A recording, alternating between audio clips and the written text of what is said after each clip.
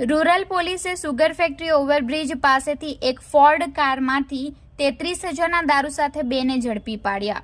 તારીખ 29 મે બુધવારના રોજ 4 કલાકે નોંધાયેલી ફરિયાદની મળતી માહિતી મુજબ રૂરલ પોલીસની ટીમ પેટ્રોલિંગમાં ફરતી હતી, જે દરમિયાન તેઓને બાતમી મળી હતી કે દમણ તરફથી એક કાર નંબર MH04DY4086માં દારૂ ભરી બે ઈસમો પારડી વલસાડ થઈ સુરત તરફ જવાના છે।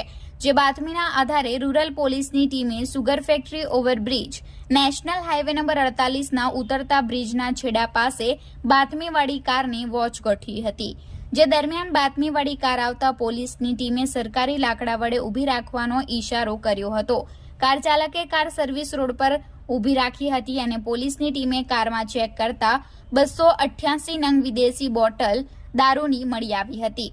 રૂરલ પોલીસે દારૂની કિંમત 33,600, કારની કિંમત 2 લાખ, એક મોબાઈલ ફોન જેની કિંમત 5,000 મળી કુલ 2,38,600નો મુદ્દામાલ કબજે લઈ દેવાંગ ગણપતભાઈ રાઠોડ તેમજ સાદિક શમશુદ્દીન શેખને ઝડપી પાડી માલ ભરાવી આપનાર રોહિત પટેલ તેમજ મંગાવનાર સુફિયાન શેખને વોન્ટેડ જાહેર કર્યા હતા અને રૂરલ પોલીસ મથકે ફરિયાદ દાખલ કરી હતી।